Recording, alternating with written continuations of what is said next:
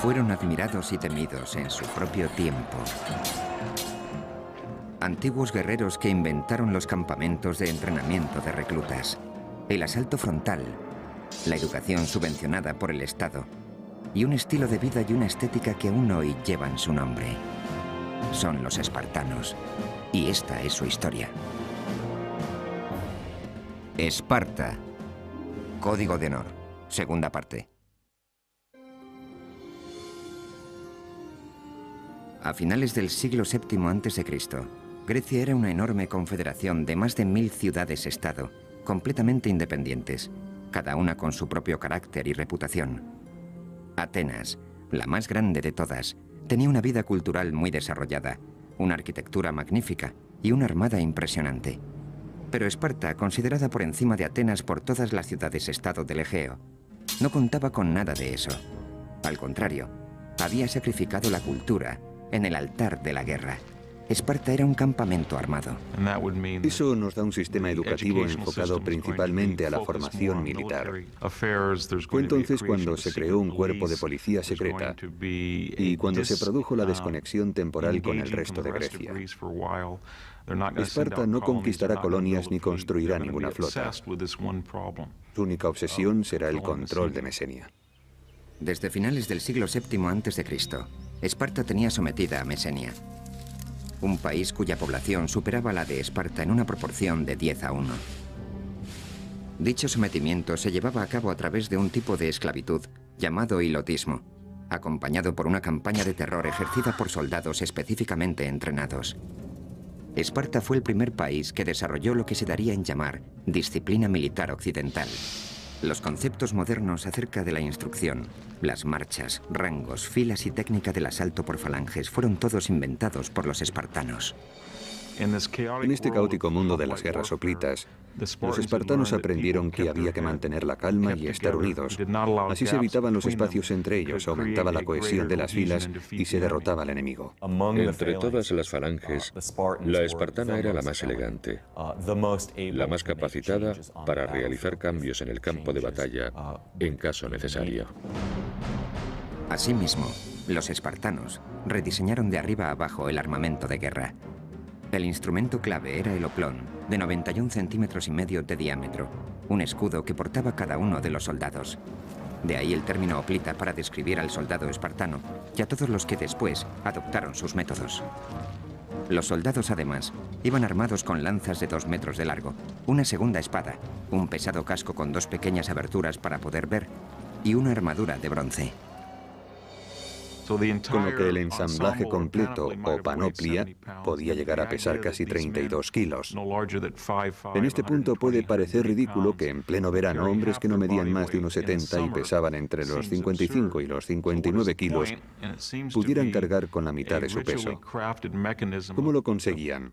A través de un sistema de rituales que determinaba una batalla entera mediante un choque de media hora entre ciudades-estado vecinas.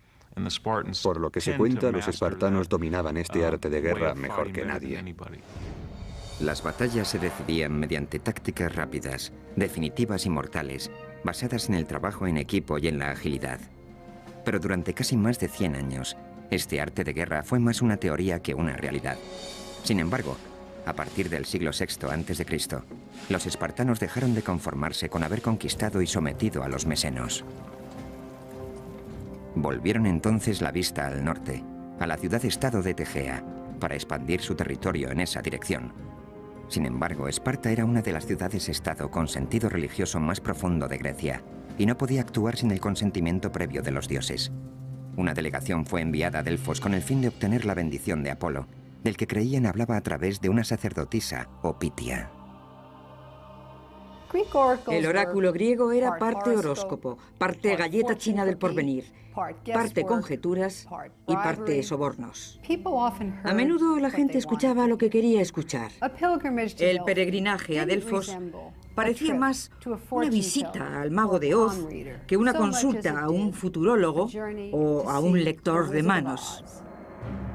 Alrededor del año 560 a.C., los espartanos invadieron Tegea. Aquella victoria significó algo más que tan solo ganar una guerra. A partir de entonces, Tegea, en lugar de en enemiga, se convirtió en aliada y probablemente en una de las primeras de una serie de alianzas que se expandieron por la mayor parte del Peloponeso e incluso más allá de él. A finales del siglo VI a.C., la intimidante máquina espartana había convencido a numerosas ciudades-estado del Peloponeso para que se unieran a ella. Esta poderosa alianza se conoció como la Liga del Peloponeso, y Esparta fue su líder. El objetivo consistía en crear una fuerza que hiciera frente a Atenas, no tanto para tomar la potente ciudad-estado como para evitar tener que luchar contra ella. Es algo lógico. Si cuentas con una superioridad militar absoluta y con la reputación como potencia militar absoluta, puedes evitar los enfrentamientos. Esta era la política espartana. Trataban de evitar los conflictos a toda costa porque eran conscientes de que siempre que se luchaba, existía el riesgo de perder. Pero la inminente amenaza proveniente desde el este obligaría a Esparta a salir de su mundo de aislamiento. Persia, gobernada por Darío I, comandaba el imperio más grande que el mundo antiguo hubiera conocido hasta el momento. Entre sus conquistas se contaban muchas ciudades-estado griegas, incluidas las de Jonia. Sin embargo, después de varias décadas de opresión política y fiscal persa, los jonios iniciaron la rebelión. En el año 499 a.C., enviaron una delegación para que se reuniera con el rey de Esparta, Cleómenes, quien se negó a atender a los jonios, decisión que desencadenó una serie de acontecimientos que cambiaron el curso de la historia. Pero no todos los griegos compartían la claridad de visión de Cleómenes. Los ateneos fueron persuadidos por los jonios para que enviaran apoyo a los revolucionarios. A pesar de la ayuda de Atenas, el poderoso imperio de Darío I derrotó a los jonios. Y los persas no perdonarían nunca el apoyo de Atenas a los rebeldes. Tras haber aplastado el levantamiento, los persas empezaron a pensar en serio acerca de aquellos advenedizos del oeste que habían osado entrometerse en lo que para Persia era, a todos los efectos, un asunto interno. Entretanto, Cleómenes se embarcaba en una cruel campaña de anexión de las ciudades-estado vecinas con el objetivo de reforzar y expandir la Liga del Peloponeso. La acusación más atroz formulada contra él fue la de haber llevado durante el ataque a Argos a unos 6.000 hoplitas argivos, según sus propias palabras, a un bosque sagrado y después ordenar a los hilotas, no olvidemos que los hilotas no eran espartanos, que prendieran fuego al bosque. Con lo que esos 6.000 argivos murieron torturados. Cuando Cleómenes volvió a Esparta fue juzgado por estos hechos. Los cargos eran muy graves y ni el rey estaba exento de responder ante la ley espartana. Cleómenes se enfrentaba a la posibilidad del exilio. Lo que resultaba inaceptable era que se tratara de otra ciudad griega, de un bosque sagrado, porque el engaño equivalía en este caso a prácticamente un sacrilegio. Sin embargo, sobrevivió. Vivió para luchar otro día más, pero sus circunstancias no dejaron de ser sospechosas. En un intento de evitar su propio exilio, Cleómenes tenía que eliminar las fuerzas que se oponían a él dentro del gobierno. Eso significaba acabar con la competencia, es decir, con el otro rey de Esparta, de Marato. Para conseguirlo, Cleómenes sobornó al oráculo de Delfos para que declarara ilegítimo al rey de Marato. Este fue inmediatamente depuesto y condenado al exilio. Pero la trama de Cleómenes no tardaría en descubrirse, con lo que él también acabó exiliado. Cuando Cleómenes regresó, con el tiempo, sufrió una horrible muerte que él mismo se infligió. La versión más extrema de los acontecimientos cuenta que se suicidó descuartizándose a sí mismo desde los pies hasta llegar a los órganos vitales.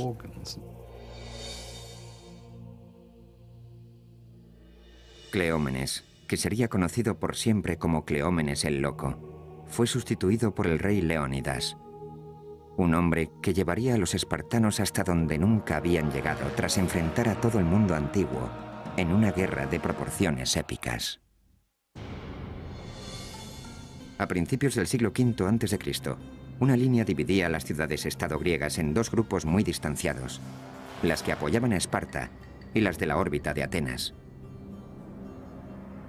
Mientras Esparta trataba de mantener su política de evitar a toda costa la guerra, Atenas empezaba a prepararse para la posibilidad de un enfrentamiento con los persas. Corrían noticias de que Darío I de Persia estaba ávido por castigar a los atenienses por haber apoyado el levantamiento frustrado de los jonios en el 499. Darío nunca olvidó aquello, nunca olvidó la humillación. De hecho, entre los griegos reinaba la convicción de que Darío tenía un esclavo que le susurraba constantemente al oído: Señor, no perdone a los atenienses. En agosto del año 490 a.C., Darío I formó una pequeña flota de barcos cargados con tropas para atacar a los atenienses. La expedición persa se aproximaba a Maratón, en la costa nororiental de Ática. El tamaño y el equipamiento de la flota persa superaba con creces lo que creían tener los atenienses. Cuando los atenienses se dieron cuenta de que los persas se acercaban de verdad y de que estaban a punto de desembarcar en Maratón, enviaron a un mensajero a Esparta. El carácter de las relaciones entre esta y Atenas había ido variando, a veces amistoso, a veces lo contrario. Pero los atenienses reconocían que Esparta era la potencia militar más importante de Grecia. Según cuenta la historia, el mensajero recorrió 225 kilómetros en 2 días, solo para que los espartanos acabaran contestando que enviar tropas suponía interrumpir las fiestas cárneas, una ceremonia sagrada dedicada a Apolo. Esparta prometió enviar refuerzos cuando las fiestas hubieran acabado, 10 días después. Los atenienses tuvieron que hacer uso de todas sus fuerzas. Enviaron todos los hombres disponibles, unos 9.000 efectivos de infantería armados al completo, que se cuadraron ante las tropas persas, seguramente 2 o 3 veces más numerosas que ellos, en la llanura de Maratón. Durante varios días, atenienses y espartanos se vigilaron desde la distancia al calor del sol de agosto. Al final, cuando empezaron a avistarse los refuerzos espartanos, el general Miltíades ordenó un ataque sorpresa sobre el enemigo. El ejército persa quedó hecho jirones. Los equipados hoplitas atenienses demostraron ser más de lo que los hombres de infantería persas, solo ligeramente armados, podían asimilar. La masacre fue irremediable.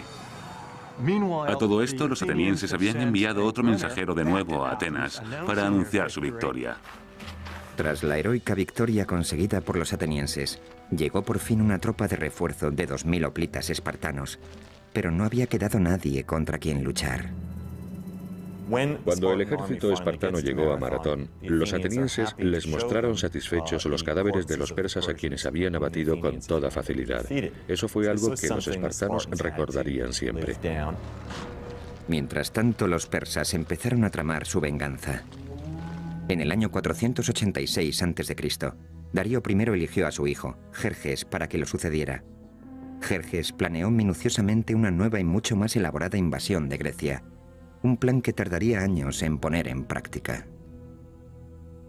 Hacia el año 481 o 480 se hizo obvio que Jerjes llevaba unos 4 años movilizando a una enorme fuerza, quizá de unos 250.000 hombres de la flota y del ejército de tierra, para incurrir en Grecia bien preparados. Ante esto, los espartanos, los atenienses y otro pequeño contingente de ciudades-estado se reunieron para programar un contraataque. Debatieron ampliamente la estrategia, antes de acabar nombrando al almirante espartano Euribíades para comandar tanto las fuerzas de tierra como las navales. Por un lado, los espartanos eran muy arrogantes. Se decían a sí mismos: si los peleles de los atenienses pudieron con los persas en Maratón, ¿qué no podremos hacer los espartanos? Por otro, los más cultivados pensaban: no hay por qué temer a los persas, porque aunque sean muchos, no son soldados de infantería especialmente destacables, mientras que nosotros somos los mejores del mundo. En la primavera del año 480 a.C., todo estaba ya preparado. Los persas, por su parte, habían reunido 46 contingentes regionales bajo el comando de 30 generales para la invasión de Grecia. A la cabeza de todos Jerjes, conocido tanto por amigos como por enemigos como el Gran Rey, la enorme fuerza estaba compuesta por unos 200 o 300.000 soldados. El ejército de Jerjes consumía millones de litros de agua al día y millones de kilos de trigo, de comida, de carne. En el mar, unos 750 barcos de guerra llamados triremes fueron flanqueados por varios cientos de barcos de abastecimiento. La vasta armada persa se movía al tiempo que lo hacían las tropas de tierra. Se trataba de una maquinaria de guerra de potencia sin precedentes que requería de una planificación y una ejecución magistrales para cada acción. La dependencia que existía entre la armada persa y su ejército de infantería es un factor clave a la hora de analizar estas guerras. El ejército tenía que mantener el contacto con la armada, porque ésta garantizaba la seguridad de los barcos de abastecimiento. Los griegos, acostumbrados a librar batallas en las que participaban un máximo de unos pocos miles de hombres, iban a tener que enfrentarse a una interminable riada de tropas enemigas. Después de mucho debatir acerca de lo que se debía hacer, decidieron apostarse en las Termópilas, en el pintoresco enclave conocido como las Puertas Candentes, por los cercanos lagos de sulfuro en ebullición. Las Termópilas eran la puerta de entrada al sur. En el 480 a.C., el paso de las Termópilas tenía unos 15 metros de anchura, con lo que constituía un punto capaz de neutralizar la enorme ventaja numérica de Jerjes. Creo que todo el mundo comprendió perfectamente lo que pasaba y entendieron que había que oponer resistencia, porque de no hacerlo, el problema no sería que los persas cruzaran este paso en particular, sino que la moral de los griegos caería en picado, lo cual los llevaría a perder la guerra. Si los griegos conseguían resistir en las Termópilas, los persas acabarían comiéndose unos a otros lejos de su casa, ya que eran como un inmenso monstruo que tenía que estar continuamente alimentándose. Los espartanos estaban al mando del rey Leónidas, un experto gracias a las muchas campañas que se habían llevado a cabo durante sus 11 años de reinado. Pero para ganar esta guerra se vería obligado a hacer el mayor sacrificio de todos. El oráculo de Delfos había pronosticado que el rey de Persia conquistaría Esparta, a menos que el rey de Esparta muriera. Leónidas era perfectamente consciente de este augurio, así como de que si los griegos oponían una contundente resistencia a los persas tras las Termópilas, se iba a producir un momento glorioso, algo que conmocionaría a todo el mundo. En un inmenso alarde de valor, Leónidas seleccionó a los hombres para la que seguro sería una misión suicida. Cuando Leónidas partió hacia las Termópilas, se llevó consigo una guardia real de 300 hombres. En este caso particular, sin embargo, la Guardia Real fue específicamente seleccionada. No solo se eligió a los hombres en función de sus méritos, sino teniendo en cuenta que cada uno de ellos dejara un hijo como descendencia. Creo que los espartanos sabían, así como Leónidas, que iban a la guerra a morir, y en realidad eso era para lo que habían sido entrenados durante toda su vida. Creo que asumieron el valor psicológico que esa hazaña tendría para el resto de los griegos que vinieran después. Creo que estaban representando una especie de obra que sirviera de inspiración al resto de Grecia. Para los espartanos, morir por su país era la forma más honrosa de hacerlo. En agosto del año 480 a.C., el gigante y poderoso ejército persa avanzó hasta el atajo que cruzaba la soleada llanura. Entonces se produjo un majestuoso despliegue de potencia y fuerza. El ejército persa, encabezado por Jerjes, era inmenso. Contaba al menos con 200.000 efectivos. Los griegos no superaban los 7.000, incluidos los 300 hoplitas de la élite espartana. El motivo por el que los espartanos enviaron una tropa tan reducida queda en su conciencia. Podrían haber sido más afortunados si hubieran mandado un ejército completo. Alegaron que esas hubieran sido sus intenciones, pero que un festejo religioso les impidió enviar más que una tropa de avanzadilla. Algunos cínicos afirman que los espartanos nunca pretendieron enviar una fuerza completa, porque sabían que iban a perder. Necesitaban hacer algo destacable, un acontecimiento espectacular, así que sacrificar 300 hombres se presentaba como la solución perfecta. Los espartanos, dirigidos por Leónidas, estaban preparados para luchar hasta la muerte. Cuando Jerjes envió un mensajero, conminando a los espartanos a que depusieran las armas, Leónidas respondió con 2 palabras: molon labe, o ven tú a cogerlas. No podía haber un contraste mayor entre dos ejércitos, no podía haber un contraste mayor entre dos sociedades.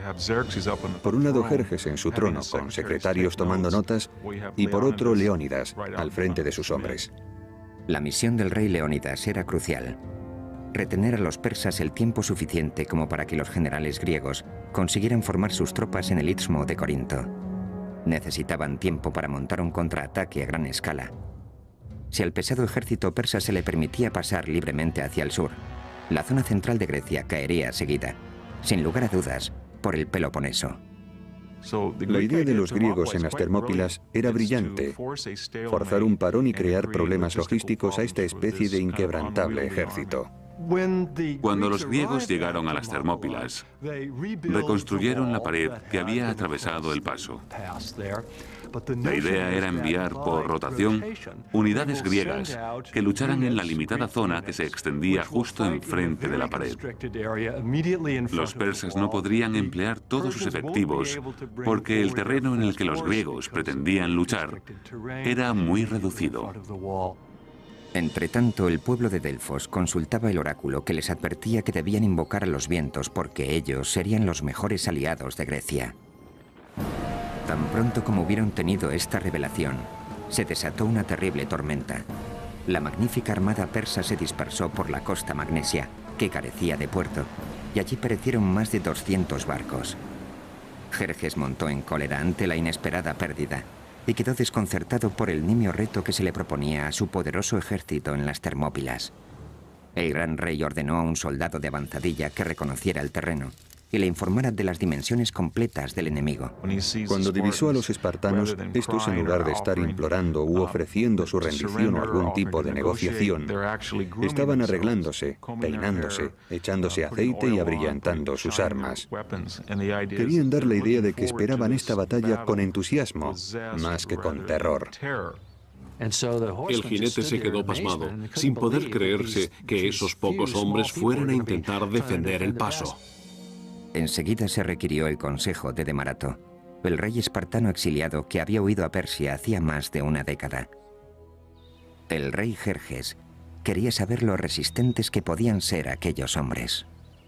Si trajéramos a uno de ellos aquí ante el tribunal, ¿podría acabar con 10 de nosotros? Demarato le dijo que hombre a hombre no, que no eran mejor que nadie, pero que en grupo, la cohesión de la unidad que iba a defender el paso se revelaría muchas veces más potente que lo que podría parecer por su número. El mensaje de Demarato era claro: no subestimar a los soldados espartanos. Llevaban la guerra en la sangre, era su modo de vida. Todo estaba listo. Tanto las fuerzas griegas como las persas se encontraban preparadas para la batalla. Lo que iba a ocurrir después marcaría el futuro de la democracia. Año 480 a.C. El verano toca a su fin. La suerte del mundo occidental está echada. En el estrecho paso de las Termópilas se han formado las líneas de la batalla que enfrentará a Grecia y a Persia. 300 espartanos, junto con sus 7.000 aliados griegos, se han atrincherado y están listos para enfrentarse a un ejército persa de al menos 200.000 efectivos. Para los espartanos se presenta como una misión suicida, pero deben parar a los persas para que Grecia pueda preparar el contraataque. Cuando el rey Leónidas partió para defender el paso de las Termópilas y supo que le esperaba la muerte, su mujer, Gorgo, al despedirse le preguntó si tenía instrucciones para ella. Leónidas le dijo que se casara con un buen hombre y tuviera hijos sanos. Así eran los espartanos, siempre dispuestos a morir, preparados para morir. Consideraban que morir en combate por su país era algo verdaderamente glorioso. Así pues, en nombre del honor y de la gloria, los soldados espartanos resistieron desafiantes y serenos, incluso preparados para abalanzarse sobre la inmensa fuerza persa, de cuya presencia les había puesto sobre aviso la avanzadilla de reconocimiento. Les dijo: los arqueros persas son tantos que cuando disparan sus flechas nublan el sol. A lo que otro espartano, Diéquenes, respondió: bueno, pues libraremos la batalla en penumbra. El 18 de agosto del año 480 a.C., 4 días después de haber llegado a las puertas candentes de las Termópilas, los dos bandos se hallaban listos para el combate. El aplastante número de efectivos persas les permitió contar con toda la seguridad que un ejército podía desear. Pero las tropas bronce y carmesí espartanas se erguían desafiantes, dispuestas a luchar. Normalmente conocemos formaciones de 8 filas. El motivo que lo justifica es que las primeras 2 o 3 filas luchan porque las lanzas son muy largas. Sin embargo, la función de las filas de atrás consiste tan solo en empujar a las de delante. Así que la cohesión y el empuje de las filas de atrás resultan absolutamente tan cruciales como la destreza y la valentía de los hombres del frente. Pronto los persas se dieron cuenta de que su aparente ventaja numérica no era tal en la práctica. Una vez que se ha asumido que no es posible maniobrar y que los jinetes persas no van a poder hacer nada, entonces ya tienes el embudo. Sabes que has empujado a toda esa gente hacia un cuello de botella. Los persas tuvieron que atravesar el bronce y el hierro, cosa que nunca antes habían hecho. Los cortaron a pedazos. En los estrechos confines del paso, el pesado armamento griego, sus largas y afiladas lanzas y sus enormes escudos demostraron ser bastante eficaces contra el armamento ligero y las cortas lanzas de los persas. Fue algo escabroso. La gente gritaba, defecaba, orinaba, caía al suelo derribada, era pisoteada. Las lanzas iban rompiéndose. La batalla se convirtió en una auténtica carnicería. La falange griega era prácticamente impenetrable, y nada más caer la tarde, el campo de batalla ya parecía el infierno. Todo el paso estaba cubierto de cadáveres, y los espartanos no mostraban síntomas de desfallecimiento. La falange espartana funcionaba casi como un cuerpo de ballet, con esa agilidad de acción, esa habilidad para ejecutar con rapidez las decisiones en el campo de batalla y para moverse como una unidad. Estas eran algunas de las cosas que hacían de los espartanos unos soldados tan formidables. Jerjes estaba decidido a destruir la falange espartana y a detener el baño de sangre. Ordenó a sus guardaespaldas personales, conocidos como los inmortales, que participaran en la lucha. Solo ellos contaban con armas capaces de hacer frente al armamento pesado de los griegos, pero no fue suficiente. Un enfrentamiento salvaje dejó a las tropas de élite del rey completamente destrozadas. Viendo cómo un velo de muerte se cernía sin piedad sobre ellos, tuvieron que detener la lucha y retirarse. La mentalidad y la ideología hoplitas puede resumirse en una sola frase: mantenerse firme o mantener la posición. La aportación de los espartanos es esa solidez, ese ser fuertes como una roca. Al caer la noche, Jerjes abandonó el combate. Su bestia colosal cayó de rodillas. Las pérdidas persas se contaban por miles. A través de la llanura ensangrentada, los griegos atendían a sus víctimas mucho menos numerosas. Leónidas caminaba entre los muertos, perfectamente consciente de que en cuestión de horas sus hombres correrían la misma suerte.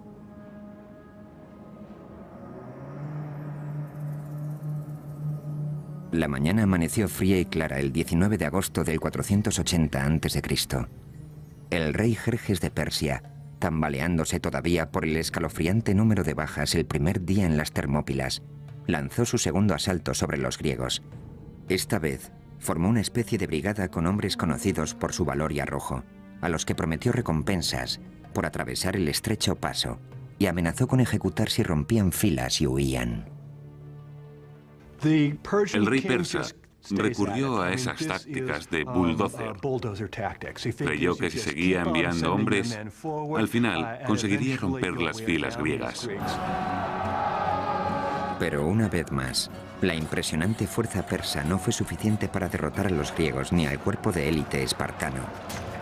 La batalla proseguía a través de un sangriento segundo día y acabó convirtiéndose en otra masacre a gran escala. Los muertos y heridos persas se amontonaban en altas pilas frente a las líneas griegas. Un intenso olor a muerte impregnaba toda la escena. Los griegos también sufrieron alguna baja, pero el número de las de los persas era incontable. Resultaba demasiado desmoralizante permitir que esto siguiera indefinidamente. Desde su dorado trono en lo alto de la montaña, Jerjes observaba cómo sus mejores tropas sufrían salvajes pérdidas. Al rey no le quedó otra opción que recurrir a otro desafortunado ataque.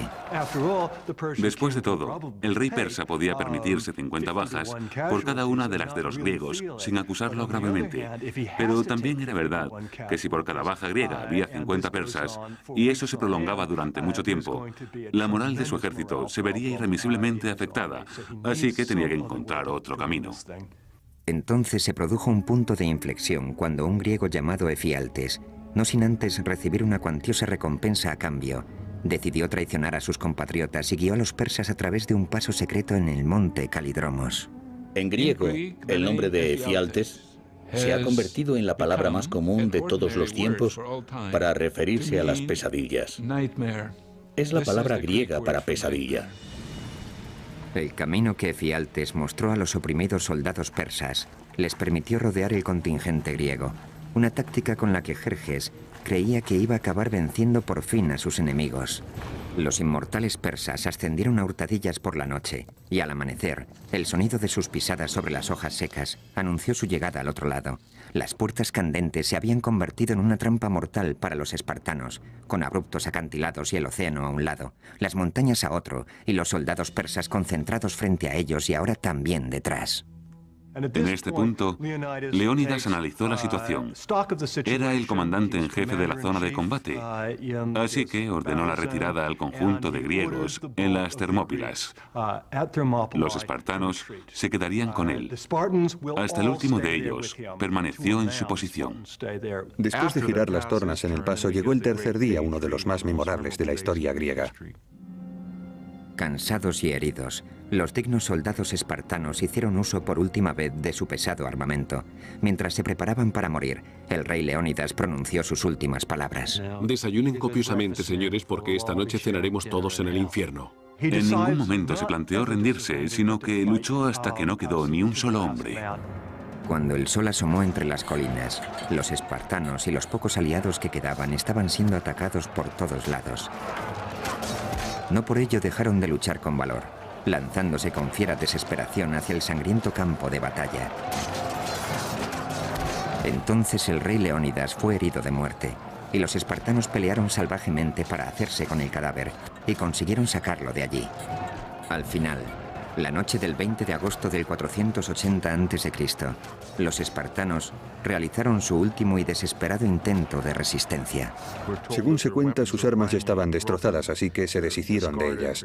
Sus escudos resquebrajados, sus armaduras deshechas. Se sirvieron entonces de sus dientes, de sus manos. Se enfrentaron a puñetazos a los miles de persas que consiguieron rodearlos en una colina, y no queriendo desperdiciar más efectivos, enterraron a los griegos en un mar de flechas.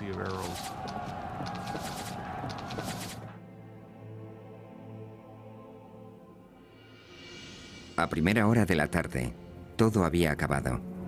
Los 300 espartanos yacían muertos junto con varios cientos de aliados. Pero las pérdidas persas eran escalofriantes. Se calcula que de unos 20.000 hombres. Empuñando por fin la victoria, Jerjes inspeccionó el campo de batalla. Entonces encontró el cuerpo del rey Leónidas, que estaba escondido. Lo decapitó y clavó la cabeza en un poste para que todo el mundo la viera. Fue un gesto barbárico destinado a demostrar que los espartanos eran, después de todo, simples mortales. Pero las gravemente desmoralizadas tropas persas no quedaron del todo convencidas. Sabían que la guerra no había hecho más que empezar y que había más espartanos esperándoles. Tras lo ocurrido en las Termópilas, los persas quedaron invadidos por cierto sentimiento de miedo de suspense, al menos acerca de lo que podía pasar con los espartanos. La de las Termópilas fue probablemente la derrota más importante sufrida en un solo día en toda la historia griega. También hay que decir que reportó algunos beneficios para los griegos, ya que les permitió movilizarse hacia los territorios posteriores, en Ática, lo cual hizo surgir en ellos el sentimiento de heroicidad, de unión en torno a tal acto de valentía, además de suscitar el miedo entre los persas, que se encontraron con un pueblo con el que no contaban. Muchos años después, fue erigido un monumento en las Termópilas, en honor a los 300 espartanos que heroicamente contuvieron a los 200.000 persas durante 3 cruentos días. Aquí, sobre una piedra sin ningún tipo de adorno, hayamos grabado un clásico y sencillo epitafio. Extranjeros de paso, decidles a los espartanos que aquí, obedientes a nuestras leyes, yacemos. Hace hincapié en el hecho de que, independientemente de las percepciones o ideas de cada uno, las leyes espartanas dictaban que aquellos soldados permanecieran allí en ese momento. En cierto sentido, los espartanos necesitaban algo así. Necesitaban una batalla espartana de maratón. Necesitaban un acontecimiento al que poder referirse para demostrar que la virtud espartana era absolutamente inquebrantable. Incluso, aunque no vencieron, obtuvieron una victoria moral porque murió hasta el último de sus hombres. Lo que ocurrió en las Termópilas ha quedado grabado en la memoria de la civilización occidental. Después de la caída del Álamo, el periódico local de Nacogdoches, Texas, declaró que las Termópilas ya tenían su equivalente. Ahora, con la brecha en la primera línea de defensa griega, los persas tenían libertad para avanzar hacia el sur, a través de Ática, aplicando la táctica arrasar e incendiar, sin respetar a nada ni a nadie. Cosechas y granjas enteras invadidas por las llamas, estatuas de dioses demolidas, templos destruidos, incluso la Acrópolis fue víctima del fuego. Cuando empezó a correr el rumor por Grecia de que todo el país estaba ardiendo, muchos atenienses estuvieron al borde de la sublevación. Nunca hubieran podido imaginarse que las tornas iban a dar un determinante giro. En las últimas décadas del siglo V a.C., todas las fuerzas de Grecia se unieron rápidamente en contra del enemigo común, el aparentemente invencible ejército persa, formado por más de 200.000 efectivos. Tras la batalla de las Termópilas en el año 480 a.C., el ejército y la armada persas tenían camino libre para avanzar hacia el sur, hacia Atenas. La moral griega aparecía por los suelos y la derrota inminente. Entonces decidieron confiar en un astuto y respetado comandante ateniense llamado Temístocles. Y el poderoso comandante decidió evacuar el interior del país y trasladar al pueblo a la isla de Salamina, confiando la esperanza de Grecia en una batalla naval. Entonces los atenienses determinaron abandonar su territorio con la intención de evitar enfrentarse a los persas en una especie de batalla a la desesperada en tierra. Sin embargo, más que abandonar su territorio, lo que hicieron fue enviar a las mujeres y a los niños a campos de refugiados al sur de Grecia, tras la muralla del Istmo, y enfocar todas sus expectativas en su armada. Bajo la oscuridad de la noche, la armada griega se embarcó hacia la bahía de Salamina, a unos 97 kilómetros al sur por la costa. Debido a su estrecho canal, Temístocles estaba convencido de que Salamina constituía un punto ideal para contrarrestar la superioridad numérica y la gran movilidad de la flota persa. Temístocles era consciente de que si batían a la armada persa, vencerían la guerra, o al menos darían un gran paso en esa dirección porque el ejército persa dependía significativamente de su armada. La armada griega estaba en posición. Temístocles diseñó una inteligente táctica para llevar al rey Jerjes a dar un paso fatal. Temístocles le envió un esclavo que le dijo que el rey quería ser su amigo, que había visto la luz y que para demostrarlo le informaba de que si atacaba en ese momento podría capturar a toda la flota griega. En una carta entregada por un esclavo, Temístocles explicaba los planes para el abandono griego de Salamina, que se llevaría a cabo al cobijo de la noche del día siguiente. Jerjes creyó que era su gran oportunidad. Después de todo, ya tenía experiencia con los traidores. Efialtes había aparecido en el momento justo en las Termópilas y ahora aparecería otro, Temístocles. Convencido de que la armada griega estaba sumida en el caos más absoluto, Jerjes decidió que era el momento justo para atacar. Y así lo hizo. Jerjes lanzó la flota persa contra la griega en las estrechas aguas que rodean Salamina. Es decir, hizo justo lo que Temístocles esperaba. Temístocles conocía estas aguas a la perfección y había colocado su flota de manera que la estrechez pudiera servirle de ventaja. Asimismo, sabía perfectamente cuándo el viento iba a soplar por detrás de ellos y con ello el momento en el que podrían cargar con más eficacia. Entonces, cuando los persas se abalanzaron sobre ellos, los griegos atacaron también con sus barcos. Creo que esta constituyera la batalla naval más importante con respecto al número de efectivos de la historia de la civilización occidental. Mientras la flota griega avanzaba como un pulpo gigantesco desde su guarida de rocas, el rey Jerjes se encontraba a salvo en su trono dorado en las alturas del monte Egeleo. Para cuando se quiso dar cuenta de que su poderosa vanguardia estaba atrapada, tenían la soga echada al cuello. La ventaja numérica de los persas, 400 triremes frente a los 300 griegos, quedó neutralizada por los reducidos estrechos. Todo el contingente quedó atrapado rápidamente en una especie de tapón. Los barcos persas fueron privados de su capacidad de maniobra. Una vez que consiguieron convertir la batalla en una embestida y hacer algunas incursiones, la flota persa, que ahora perecía ahogada, se convirtió en su mejor aliada. Los barcos griegos enviaron marinos, hoplitas, que saltaban de barco en barco, dejando tras ellos una estela de sangre. Probablemente el índice de bajas de esta sea el más grande que se haya producido en una única batalla naval en toda la historia. El número de persas que se ahogaron en la costa de Ática ascendería hasta los 60.000. Fue un desastre sin precedentes para los persas y una victoria rotunda para los griegos. Los cadáveres y los restos de los barcos no dejaban ver el agua.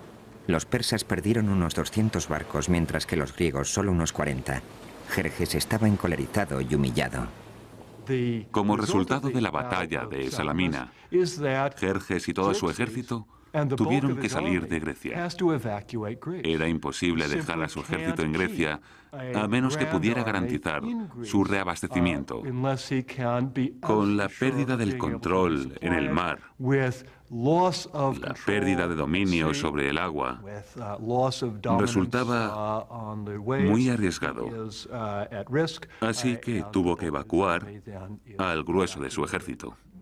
Pero el primo de Jerjes, el general Mardonio, fue designado personalmente para dirigir la guerra en Grecia. Con una fuerza de primera formada por 30.000 hombres, Mardonio se trasladó hacia el norte, hacia Tesalia, donde contaban con suministros suficientes para que sus hombres sobrevivieran al invierno. Entretanto, volvía a surgir el recelo entre Atenas y Esparta. Los atenienses, que sufrieron el mayor número de bajas en las batallas navales, esperaban un quid pro quo por parte de los famosos soldados hoplitas espartanos y querían que lanzaran un asalto en tierra contra los persas. Mardonio supo de las profundas desavenencias que separaban a su enemigo e intentó aprovecharse de ellas. Uno de los vasallos de Jerjes, un rey macedonio, fue enviado a informar a atenienses y espartanos de que si se iban sin más, Jerjes los trataría con dignidad. Los atenienses, creyendo que así obligarían a Esparta a movilizar su máquina militar al completo, consideraron el trato.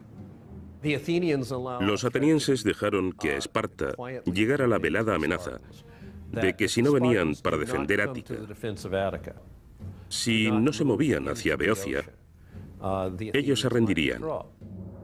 O peor, los atenienses insinuaron lo impensable, una alianza con Persia. En este punto, los impasibles y escurridizos embajadores espartanos decidieron que el juego de ajedrez político debía terminar. Los griegos se unirían para librar la batalla definitiva contra Persia, cerca de la ciudad de Platea.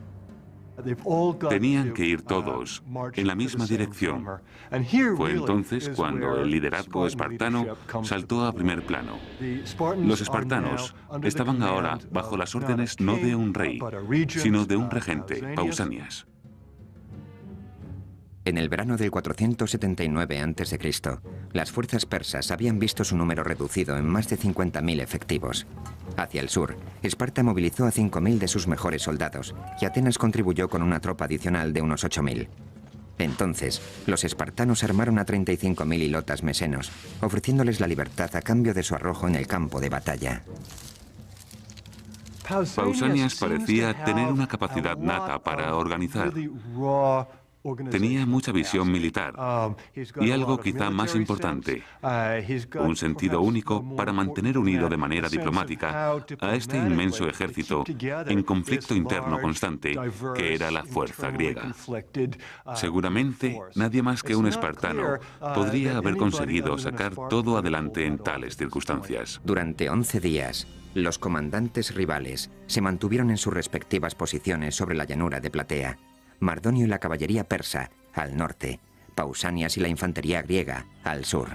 Finalmente, en los albores del día siguiente, los persas rompieron aquella quietud lanzando un contundente ataque. La caballería persa tenía capacidad para infligir verdaderos daños iniciales sobre las fuerzas griegas. Los griegos se vieron obligados a volver a desplegar sus tropas. Aunque los 5.000 hoplitas espartanos solo suponían el 10% de la fuerza aliada, su disciplina, su resistente armadura y sus afiladas lanzas hacían que su presencia fuera abrumadora. Creo que una vez que los persas decidieron atacar a la infantería sobre la llanura de Platea, no había más que Mardonio o lo que el más alto mando persa pudiera hacer, porque al final iba a ser una cuestión de hombres con barras de mimbre y lino intentando cargar contra filas de lanzas. Y no había ejército en el mundo capaz de hacerlo a excepción del espartano. La feroz contienda crecía en intensidad, y los espartanos, armados hasta los dientes, convirtieron el campo de batalla en un reguero de sangre. Los persas fueron descuartizados como ganado. Los espartanos constituyeron la clave del éxito griego en la batalla de Platea. Fue una batalla hóplita, y los espartanos contaban con el ejército hóplita más potente de Grecia. Lucharon con todas sus fuerzas. Si Salamina representa la victoria por excelencia de los atenienses, una victoria en el mar, Platea es la victoria por excelencia de los espartanos, la victoria en tierra. Todo acabó cuando el general persa Mardonio murió. Los hombres de su guardia personal huyeron para salvar la vida, mientras que los pocos soldados persas que quedaron fueron esparcidos a los cuatro vientos. Las pérdidas griegas fueron mínimas, alrededor de los 1.000 hombres. Sin embargo, las tropas persas, que una vez alcanzaron los 50.000 efectivos, sufrieron una derrota definitiva. Como fuerza de combate, dejaron de suponer una amenaza, terminando así para siempre con el sueño del rey Jerjes de conquistar Occidente.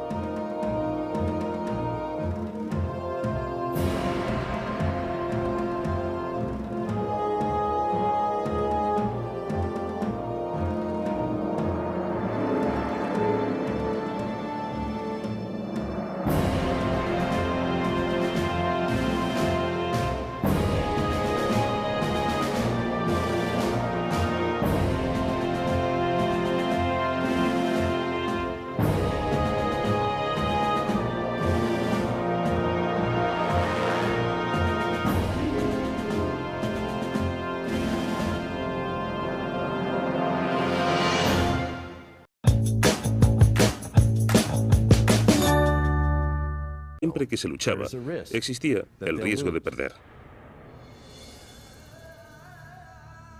Pero la inminente amenaza proveniente desde el este obligaría a Esparta a salir de su mundo de aislamiento. Persia, gobernada por Darío I, comandaba el imperio más grande que el mundo antiguo hubiera conocido hasta el momento.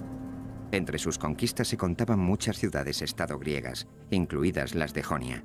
Sin embargo, después de varias décadas de opresión política y fiscal persa, los jonios iniciaron la rebelión. En el año 499 a.C., enviaron una delegación para que se reuniera con el rey de Esparta, Cleómenes, quien se negó a atender a los jonios, decisión que desencadenó una serie de acontecimientos que cambiaron el curso de la historia. Pero no todos los griegos compartían la claridad de visión de Cleómenes. Los ateneos fueron persuadidos por los jonios para que enviaran apoyo a los revolucionarios. A pesar de la ayuda de Atenas, el poderoso imperio de Darío I derrotó a los jonios. Y los persas no perdonarían nunca el apoyo de Atenas a los rebeldes. Tras haber aplastado el levantamiento, los persas empezaron a pensar en serio acerca de aquellos advenedizos del oeste que habían osado entrometerse en lo que para Persia era, a todos los efectos, un asunto interno.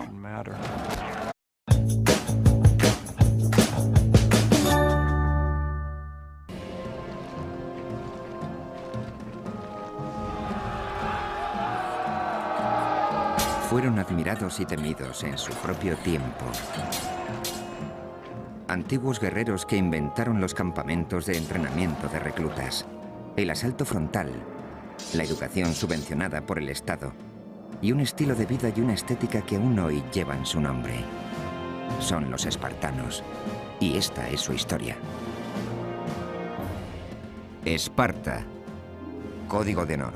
Segunda parte. A finales del siglo VII a.C., Grecia era una enorme confederación de más de 1000 ciudades-estado, completamente independientes, cada una con su propio carácter y reputación. Atenas, la más grande de todas, tenía una vida cultural muy desarrollada, una arquitectura magnífica y una armada impresionante. Pero Esparta, considerada por encima de Atenas por todas las ciudades-estado del Egeo, no contaba con nada de eso. Al contrario, había sacrificado la cultura en el altar de la guerra. Esparta era un campamento armado. Eso nos da un sistema educativo enfocado principalmente a la formación militar.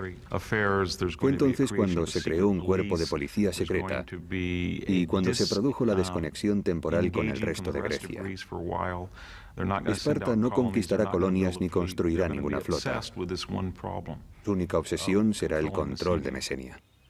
Desde finales del siglo VII a.C., Esparta tenía sometida a Mesenia, un país cuya población superaba la de Esparta en una proporción de 10:1. Dicho sometimiento se llevaba a cabo a través de un tipo de esclavitud llamado hilotismo, acompañado por una campaña de terror ejercida por soldados específicamente entrenados. Esparta fue el primer país que desarrolló lo que se daría en llamar disciplina militar occidental. Los conceptos modernos acerca de la instrucción, las marchas, rangos, filas y técnica del asalto por falanges fueron todos inventados por los espartanos. En este caótico mundo de las guerras hoplitas, los espartanos aprendieron que había que mantener la calma y estar unidos. Así se evitaban los espacios entre ellos, aumentaba la cohesión de las filas y se derrotaba al enemigo.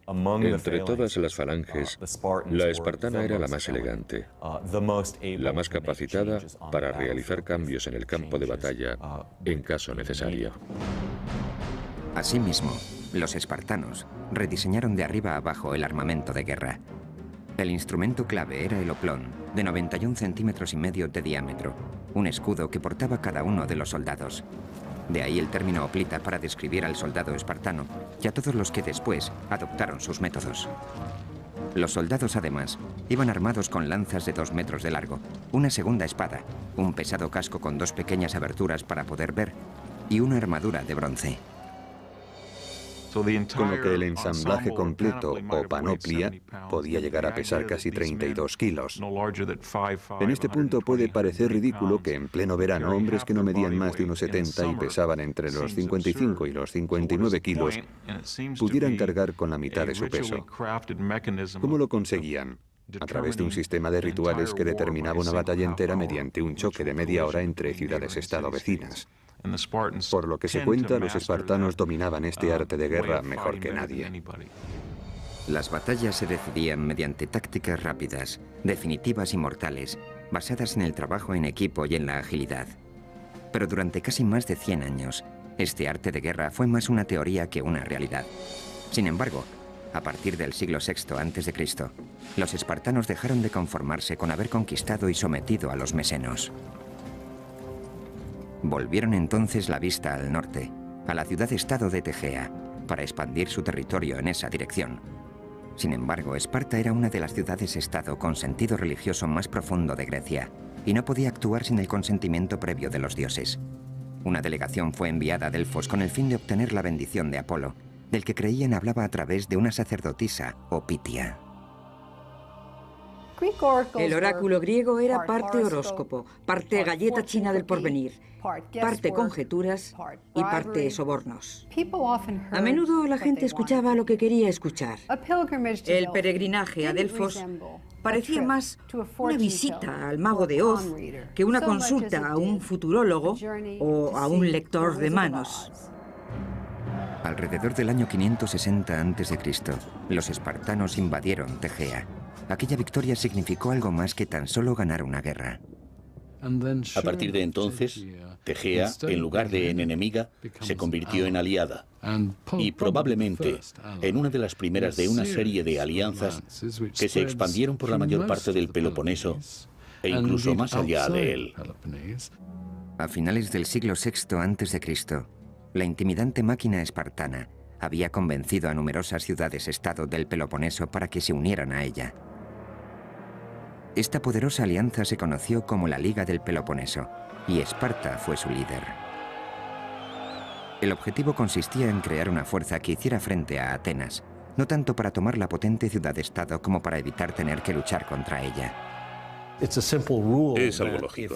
Si cuentas con una superioridad militar absoluta y con la reputación como potencia militar absoluta, puedes evitar los enfrentamientos. Esta era la política espartana. Trataban de evitar los conflictos a toda costa porque eran conscientes de que